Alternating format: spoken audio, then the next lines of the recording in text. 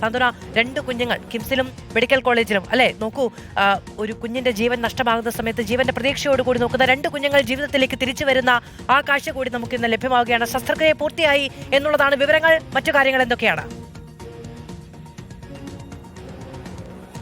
മാധു, ജീവിതത്തിൽ എല്ലാം നഷ്ടപ്പെട്ട ഒരു ശൂന്യതയിൽ നിൽക്കുമ്പോഴാണ് ആലിന്റെ മാതാപിതാക്കൾ ഇത്രയും വലിയ നിർണായകമായ ഒരു തീരുമാനം എടുത്തത്. ആ തീരുമാനം എന്തായാലും വളരെ ശരിയായിരുന്നു എന്ന് തന്നെ നമുക്ക് ഈ ഒരു അവസരത്തിൽ പറയേണ്ടതായി വരും. അത് മാത്രവുമല്ല, ഇപ്പോൾ ശസ്ത്രക്രിയ 2 കുഞ്ഞുങ്ങളുടെ ശസ്ത്രക്രിയയാണ് ഇതിനോടകം തന്നെ കഴിഞ്ഞിരിക്കുന്നത്. ഒന്ന് കിംസിൽ കഴിയുന്ന 6 മാസം പ്രായമുള്ള ഒരു കുഞ്ഞിന്റെയും അതുപോലെ തന്നെ തിരുവനന്തപുരം മെഡിക്കൽ കോളേജിൽ ചികിത്സയിൽ കഴിയുന്ന 10 വയസ്സ് പ്രായമുള്ള ശ്രേയ എന്ന പെൺകുഞ്ഞിന്റെയും ശസ്ത്രക്രിയയാണ് ഇതിനോടകം തന്നെ പൂർത്തിയായിരിക്കുന്നത്. വളരെ സങ്കീർണമായ മണിക്കൂറുകൾ നീണ്ടുനിന്ന ശസ്ത്രക്രിയയാണ് 2 ആശുപത്രിയിലും നടന്നത്. നമുക്കറിയാം, ഈ 6 മാസം പ്രായമുള്ള കുഞ്ഞിന്റെ ശസ്ത്രക്രിയ നടത്തുമ്പോൾ അതും ഒരു ചരിത്രമായിരുന്നു. കാരണം ഈ സംസ്ഥാനത്തെ തന്നെ ഏറ്റവും പ്രായം കുറഞ്ഞ അവയവം സ്വീകരിച്ച ഒരു കുഞ്ഞുകൂടിയാണ് കിംസിൽ ചികിത്സയിൽ കഴിയുന്ന 6 മാസം മാത്രം പ്രായമുള്ള കുഞ്ഞ്. അതുപോലെ തന്നെ 10 വയസ്സുകാരിയായ ശ്രേയയ്ക്കും ഇത് പ്രതീക്ഷയുടെ ഒരു പുതുജീവിതമാണ്. കാരണം അവൾ 1 വർഷമായി സ്കൂളിൽ പോയിട്ട് എന്ന് രാവിലെ നമ്മൾ അവളുടെ അച്ഛൻ സജിയോട് സംസാരിച്ചപ്പോൾ അദ്ദേഹം പറയുകയായിരുന്നു. കാരണം 1 വർഷം മുൻപാണ് പെട്ടെന്നുണ്ടായ ഒരു ഇത്തരത്തിൽ ഒരു അസുഖം വന്നു. അതുപോലെ തന്നെ ഡയാലിസിസ് ഒക്കെ ആയിട്ട് 1 വർഷമായി സ്കൂളിലേക്കും മറ്റും പോകുന്നുണ്ടായിരുന്നില്ല.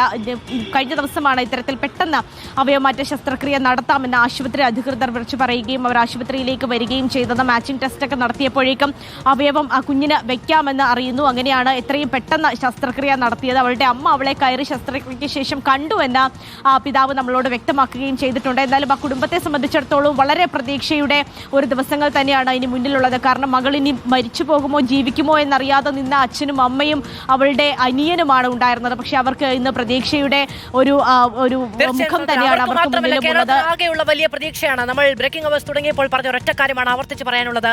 ഞങ്ങൾ ആ കുഞ്ഞിനെ മറക്കില്ല എന്നുള്ളത്. നമ്മുടെ നാട് ഒരിക്കലും മറക്കില്ല എന്നുള്ളത്.